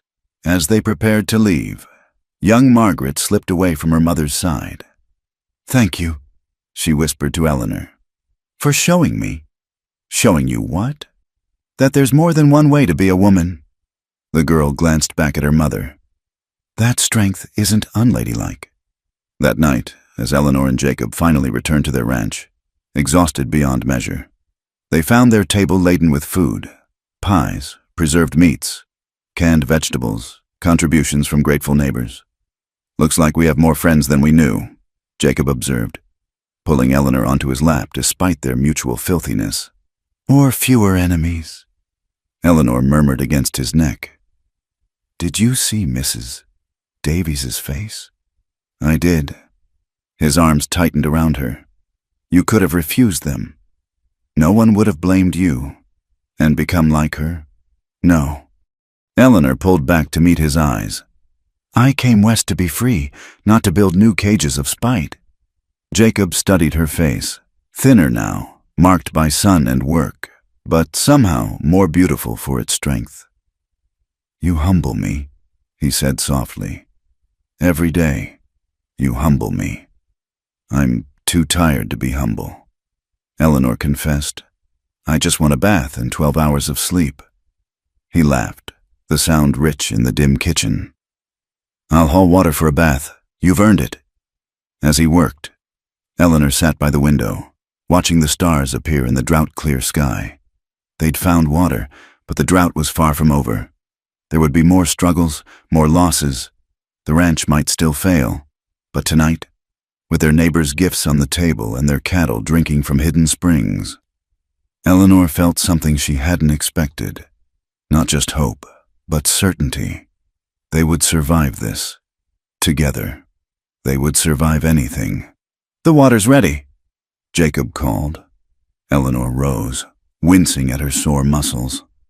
At the bedroom door, she paused. Jacob, thank you. For the bath? For believing in me? For letting me be who I am, even when it causes talk. He crossed to her, tipping her chin up. Eleanor, you've taught me something important. Rules, expectations. What others think. None of it matters next to truth. And the truth is, your wild beauty didn't just shatter my rules. It saved my life. Literally now, with that water. But more than that, it saved my soul from dying of thirst long before this drought began. Eleanor kissed him then, pouring all her love and gratitude into the touch. When they parted, she smiled. We saved each other. Then, seems fair. As she bathed, washing away the day's dirt and sweat, Eleanor thought about the hidden canyon with its precious water. It was like love. She realized, something that sustained you through the hardest times, but only if you were brave enough to search for it in unlikely places. Outside, thunder rumbled in the distance. Probably another false promise. They'd had several such teases, but Eleanor found herself hoping anyway. Hope, like water in the desert, was precious and necessary. And sometimes, if you had faith enough to keep searching, it led you to exactly what you needed to survive.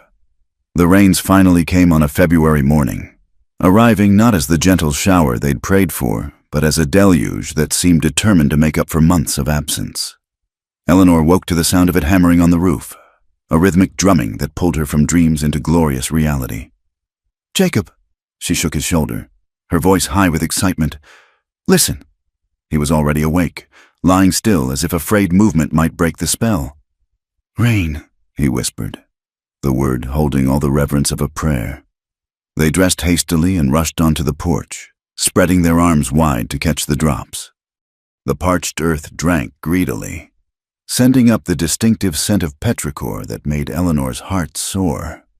In the distance, she could hear the creek beginning to sing again as runoff found its way home. "We made it," Jacob said, pulling her against him as they watched the desert bloom back to life.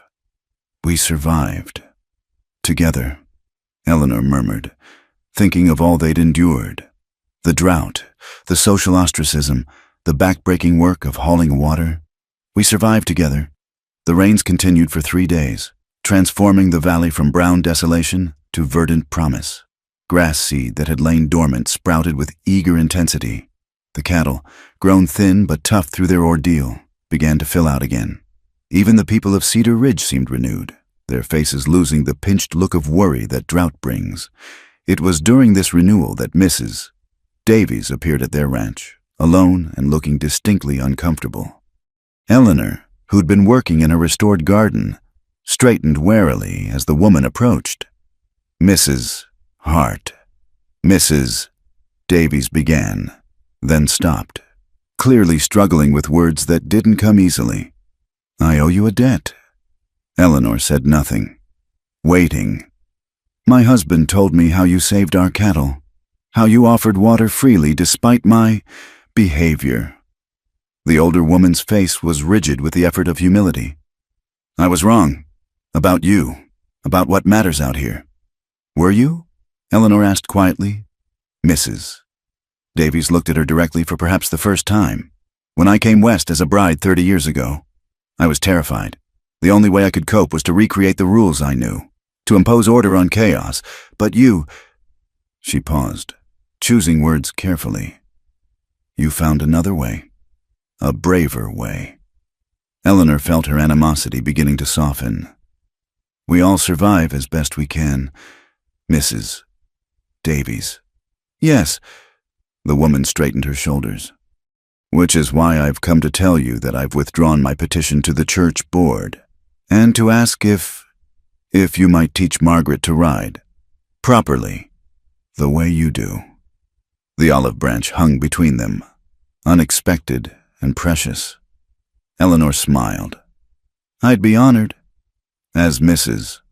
Davies left, head high but burden lifted, Jacob emerged from the barn where he'd been tactfully giving them privacy. "Did I just see Henrietta Davies humble herself?" he asked, wonder in his voice. "You saw a woman changing," Eleanor corrected. "It's not easy, breaking the rules we set for ourselves." Jacob wrapped his arms around her from behind, resting his chin on her head.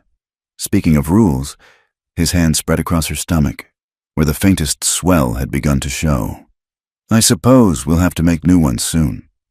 Eleanor covered his hand with hers, feeling the life growing within her, conceived during those desperate weeks of drought when they'd clung to each other and hope with equal fervor. "A child born of this land?" she said softly. "Born of struggle and survival and love. Our child," Jacob murmured. "As wild and beautiful as their mother, as steady as their father. Or perhaps," Eleanor turned in his arms, "wild and steady both. The frontier will need children who can be both." Spring arrived in full glory, painting the desert in colors Philadelphia's manicured gardens could never match. Wildflowers carpeted the hills where their cattle grazed. The hidden canyon remained their secret treasure. Now one of many water sources, but still special for what it had meant in their darkest hour. On a warm April evening, the ranch hosted a gathering, not the formal social events Mrs. Davies used to orchestrate, but something more genuine. Neighbors came to share food, stories, and gratitude for survival. Eleanor, now visibly pregnant, moved among them with easy grace, as comfortable discussing cattle prices with the men as she was sharing preserving techniques with the women. "Look at her," Sarah Morrison said to Jacob, nodding toward Eleanor as she taught Margaret Davies the proper way to hold a lasso. 6 months ago, half these people were calling her scandalous. Now they're seeking her advice. "She has that effect," Jacob said with quiet pride. "Makes people reconsider what they thought they knew." As the sun set, painting the sky in shades of rose and gold, Tom Morrison called for attention. "Think we ought to acknowledge something," he said, his voice carrying across the gathering. "This winter could have broken us. Would have, if we'd all stuck to our old ways. But Eleanor Hart showed us something important, that strength comes in different forms, and that helping each other matters more than following rules about what's proper." He raised his glass of precious water, now abundant again. "To the Harts, for reminding us what frontier spirit really means." The toast was echoed warmly, and Eleanor felt tears prick her eyes. She'd come west seeking freedom and found so much more: love, community, purpose. Later, as the gathering wound down and guests began their journeys home under a canopy of stars, Eleanor and Jacob stood together on their porch. The night air was soft with spring warmth, carrying the scent of sage and new growth. "No regrets?" Jacob asked, his hand gentle on her swollen belly. Eleanor considered the question seriously.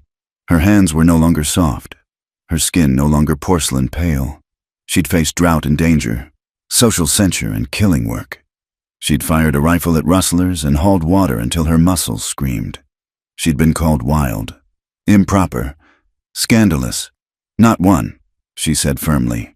"This life, our life, it's everything I never knew I wanted." Jacob turned her to face him, his gray eyes soft in the moonlight. "That first day at the train station, I said you weren't what I expected. And now I know you were exactly what I needed, what we all needed." He kissed her gently. "Your wild beauty shattered every rule I'd built around my heart.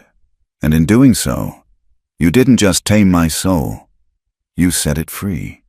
Eleanor smiled, thinking of the frightened girl who'd boarded a train in Philadelphia, running from one life toward an uncertain future.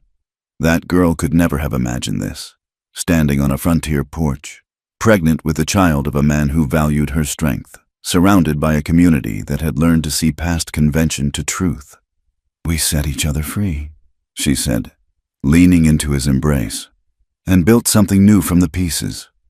As they stood together, looking out over their land, scarred by drought but healing, challenged but not broken, Eleanor felt the baby move within her. A new generation for a new frontier, one where strength could wear many faces and love could flourish in the most unlikely ground. The coyotes began their nightly chorus, no longer a sound of danger but of home. Boss and lady, gray around their muzzles now but still vigilant, settled into their guard positions. Inside the house, simple but filled with purpose, 2 lives had become 3, soon to be 4. The frontier had tested them with everything it had: drought and violence, prejudice and hardship. But they had met each test together, and in doing so, had forged something stronger than rules or expectations. They had forged a love as enduring as the land itself, as wild as the wind through the canyons, and as certain as the rain that always, eventually, returns to heal the earth.